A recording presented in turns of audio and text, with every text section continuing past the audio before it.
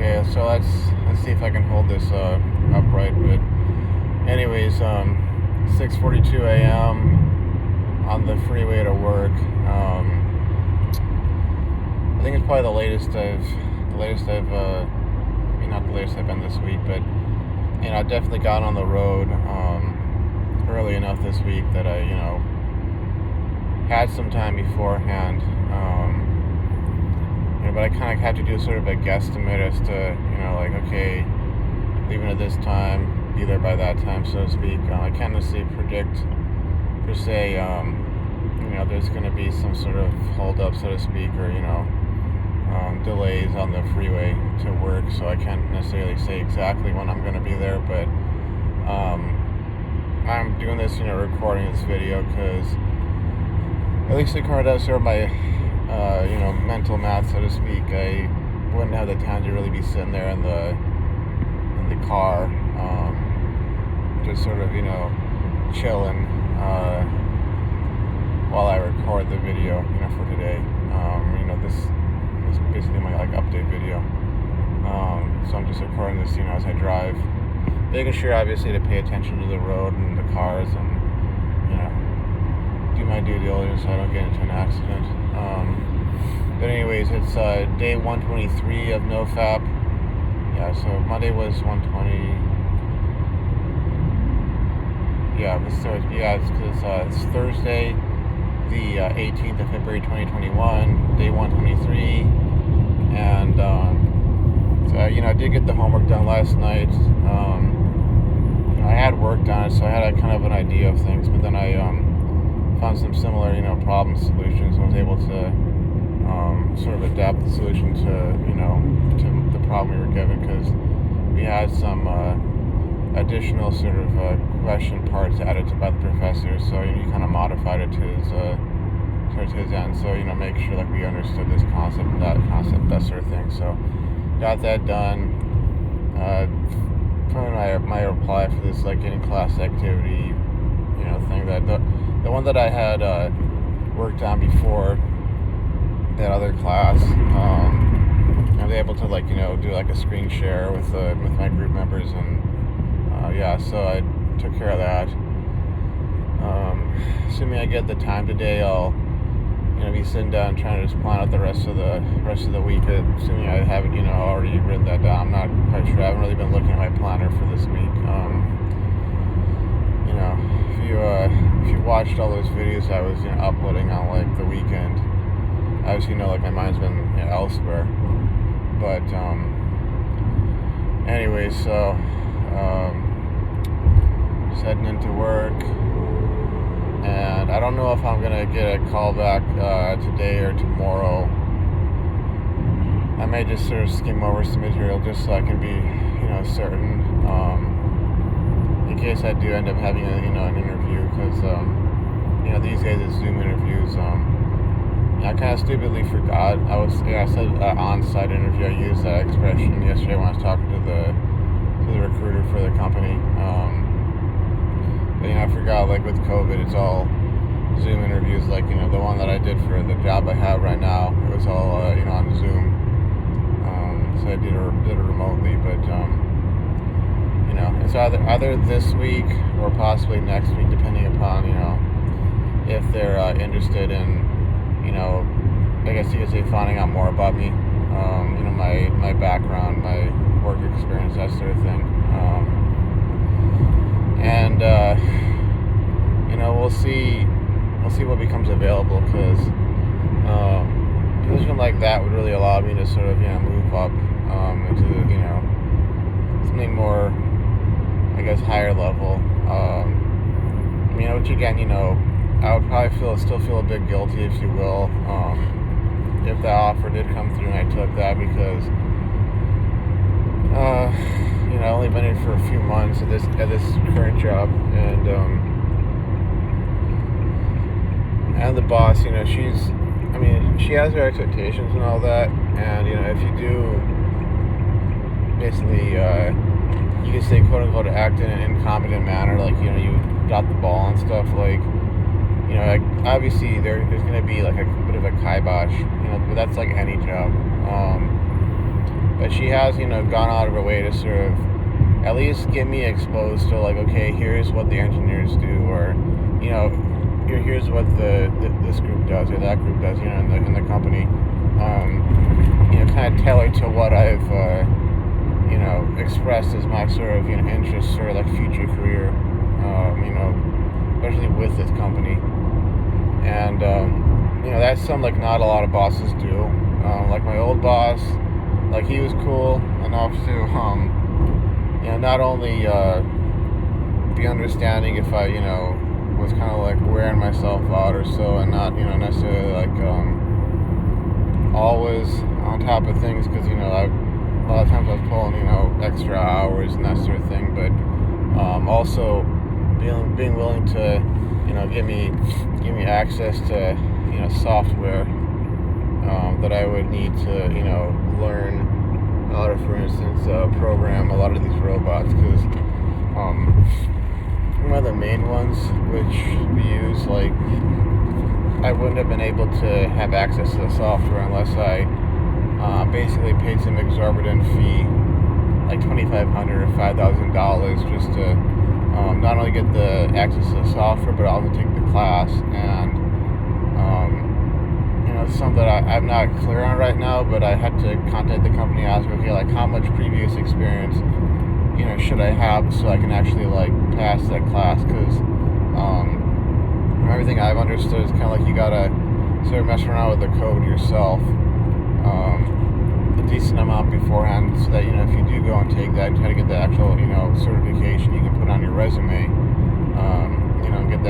get all that stuff under your belt, that you don't want to really be throwing away $2,500 because you just kind of jumped into it and was like, oh, I don't know how to do all this stuff, and basically failed that course. But my old boss was cool enough to be doing that, to give me access to that, which, like I said, otherwise I would have had to pay for it, because this is the proprietary software specific to their system of automated liquid handling robots, and it's not something you can just kind of look up. It's not like a Visual Studio or Eclipse, where you can get just that integrated development environment, or look at all the documentation, download these plugins, whatever.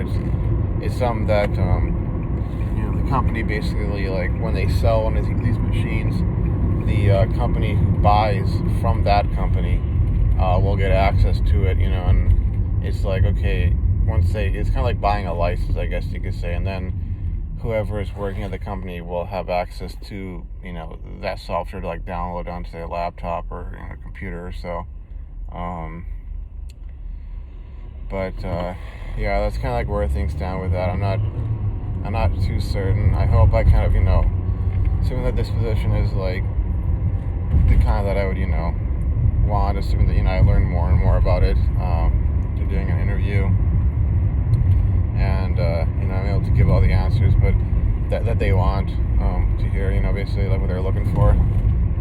I would love to get that, because it's like it's been about a year and a half working in, biotech manufacturing, and most of that was at a company that did DNA manufacturing. So it was like downstream purification, sequencing the DNA, sample preparation for the sequencer, etc. And also like transformation of E. coli to produce the DNA that they'd written upstream, and then growing those cultures of E. coli, picking them from the agar, on the plates, and then like basically extracting and purifying the DNA, and all that, basically pretty much all the downstream stuff. I mean, I had some exposure to the gene assembly stuff itself, like purification and all of that, but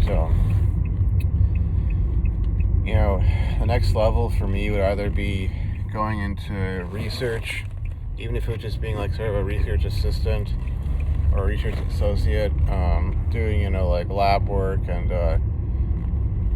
data analysis, or it'd be going into automation. And I mean, either way, I think even if you're an RA, research associate, you really do need to know a decent amount of automation, because you're working with these machines, and if something does go wrong with them, like, they want you to be able to, like, troubleshoot. Okay, like, here's what happened. You know, not just like sit there and be like, you know, oops, or dang it, or yeah, that sucks, or, you know, whatever the case may be. Like, they want you to actually, like, be proactive. So, you know, it's something I might actually mention in the interview soon, that you know, gets to that stage, because I have been teaching myself a bit here and there of, like, how these machines work, how to program them, you know, some common issues that, like, you know, occur with them when they kind of, like, go bonkers, if you will. I want to I went too far to the left. I gotta go a bit more to the right, but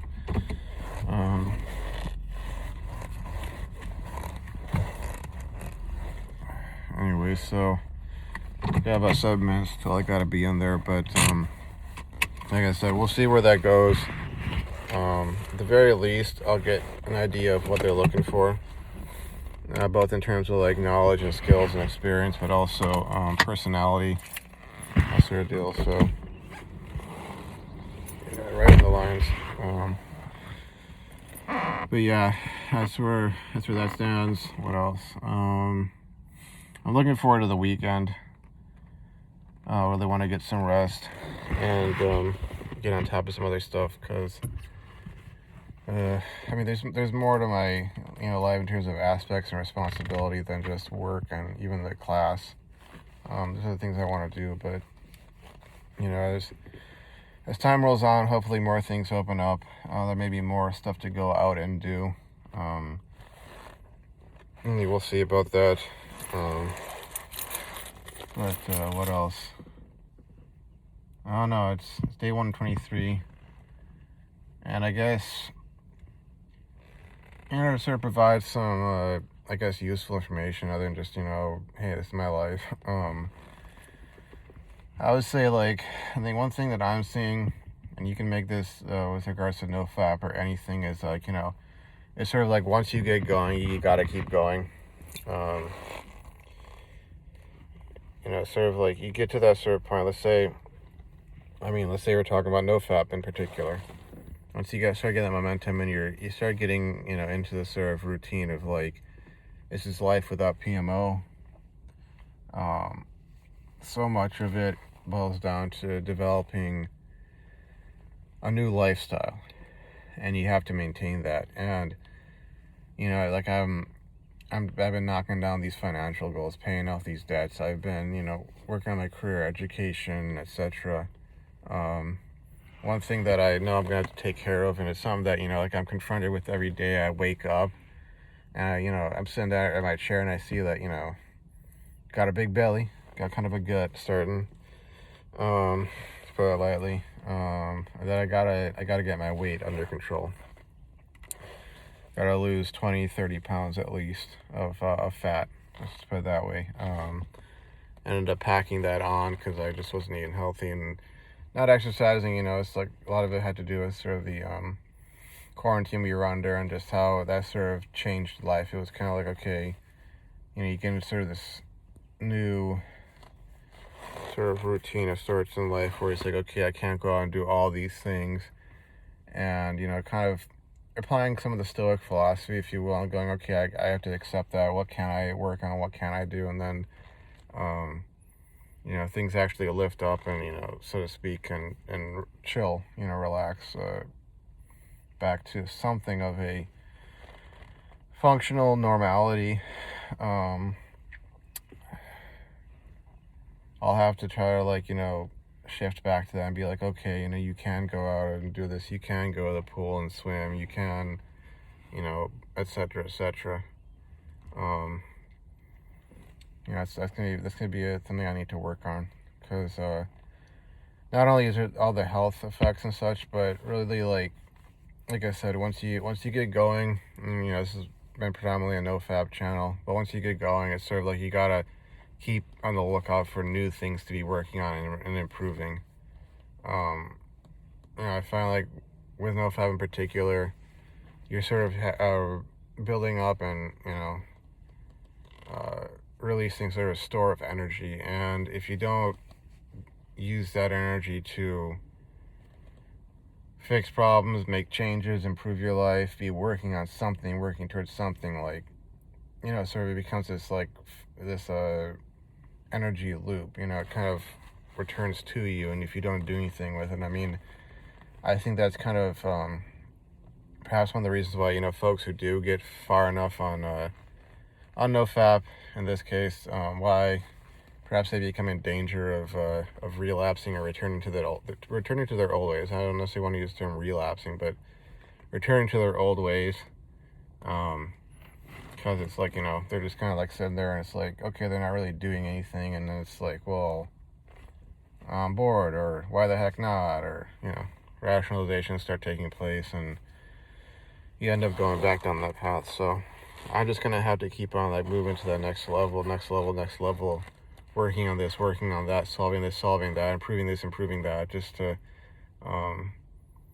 keep the momentum going. So anyways, and that's it. So I'll see you folks around. Gotta run, and yeah, take care of yourselves. Okay, bye.